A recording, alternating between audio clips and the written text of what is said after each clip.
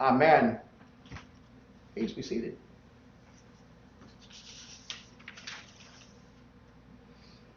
Jesus said, "Whoever welcomes one such child in my name welcomes me, and whoever welcomes me welcomes not me, but the one who sent me." I saw a sign once that I found to be quite poignant. It read, "Don't act so humble. You're not that great." It's kind of an interesting twist on the idea of being humble. It seems ironic that to be great by worldly standards, you must remember to check the box that says act humble. But it's sort of the last box you check after you've done everything you can to seem or to feel great. So be great so you can act humble, but don't be quite so humble because you're not that great. So Jesus today speaks on and demonstrates what childlike humility is about. Now today's gospel is short, but it has three important elements to it. First, yet again, Jesus plays the role of killjoy, bringing up yet again, apropos of nothing, that he will be betrayed by humanity into the hands of humanity and harmed and killed.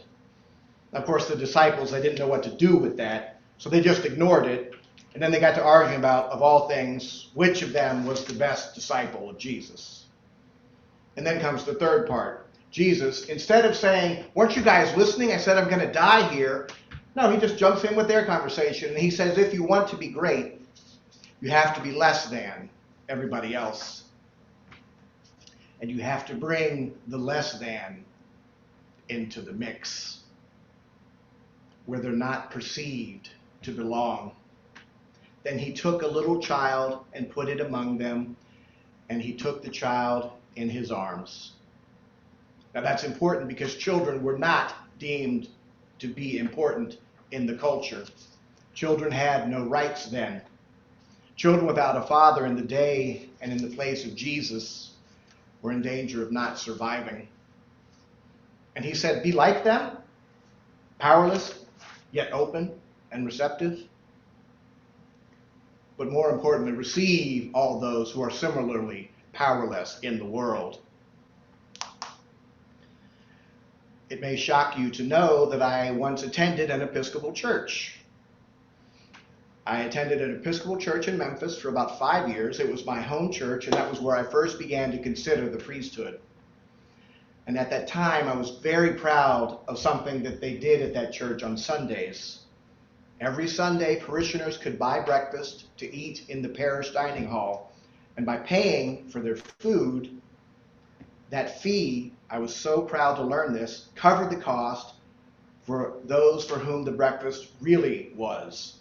It was for the homeless and the hungry who were trying to eke out an existence in downtown Memphis. Every breakfast someone bought at least 5, if not 10, breakfasts for the hungry and the homeless. And I was very proud of that we did that at that church. But then one day, that system of which I had been so proud, it took a sour turn for me. I had invited my roommate, Ramiro, to come to church with me, and he had agreed, and I was so excited. And we walked past the men who were eating breakfast, and it dawned on me something that I hadn't really paid attention to before. First, they were all men of color. Second, they were eating outside. They were sitting on the metal barriers to the parking lot. No tables. And I wondered, where do they sit when it rains? And I wondered why I hadn't noticed this before. Why don't they just eat in the dining hall?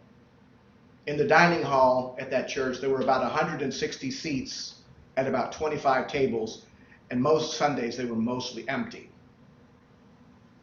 There would be a handful of parishioners there eating breakfast and some just having coffee and socializing.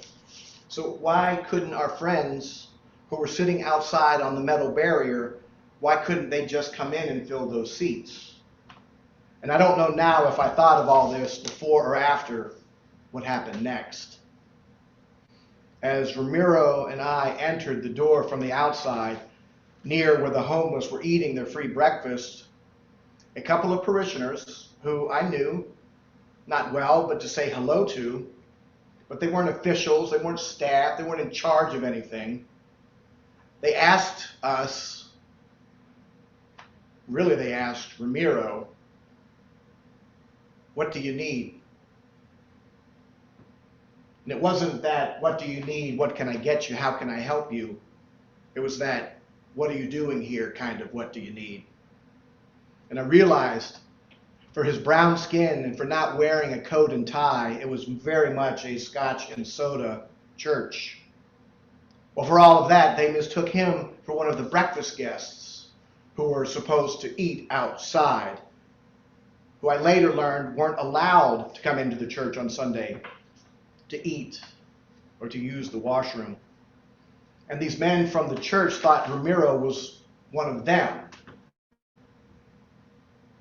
And they were catching us at the door as if they were bouncers, posing that question, what do you need? And the answer to that question might or might not have granted Ramiro access to the church to which I was a member, and I invited him. And it was so uncomfortable, and I just wanted to get it over with. So I said, this is my roommate, Ramiro. He's coming to visit our church for the first time.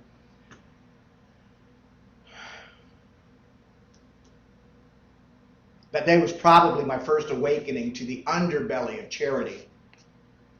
Charity is the noble goal that we often pursue instead of justice. Charity, bless charity's heart. Charity tries to make the best of a bad situation. It's where people on an individual level show kindness in the form of a pittance under an oppressive and unjust system to people who are lesser than. Justice overthrows the system. So as an outsider, Ramiro's entry into church that day, and maybe his value as a human, was based on his being vouched for by an insider. Now, I'll grant that my fellow parishioners, playing bouncer, I'll grant that maybe even if I hadn't been present to vouch for Ramiro, they might have given Ramiro credence on the merits of his story that he was a first-time visitor. But only through those possibilities was he granted access. He had to have a story. I don't remember now how others in the congregation might have perceived or received Ramiro that day. I didn't catch, and he did not comment on, any microaggressions toward him. I do know that Ramiro never visited my church again. Jesus today instructs his disciples on how they can be great in the kingdom of heaven, how they can be great in the realm that our God imagines for us. We're great in the kingdom of God by truly humbling ourselves, not last as a final checkbox in the profile of becoming great, but by truly humbling ourselves, by truly being open to the world that we're in, by truly being open to the people who we are with, and seeing those as where and with whom we can experience God here, now, with these people around me. We become great in the kingdom of God by having the trust of a child, by seeking to be faithful and vulnerable rather than safe and powerful. Knowing that to love God is to truly love others in a way that's just as we heard in the passage in James that Beth read. To love God is to truly love others in this way. The wisdom from above is first pure, then peaceable, gentle, willing to yield, full of mercy, full of good fruits, without a trace of partiality or hypocrisy. And a harvest of righteousness is sown in peace for those who make peace. I wonder, how do I ask God for a true Christ-like humility, knowing how vulnerable that makes me?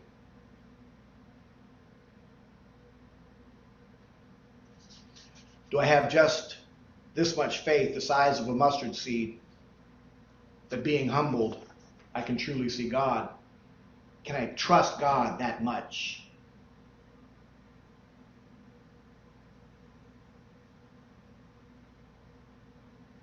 Do I dare trust enough to become like a child and to make God's world on earth a place where there is enough for all of us? Enough love, enough food, enough time?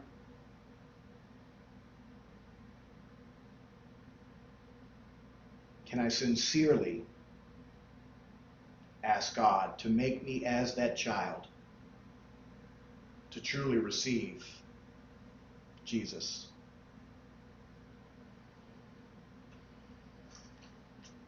I pray I do. I pray I can.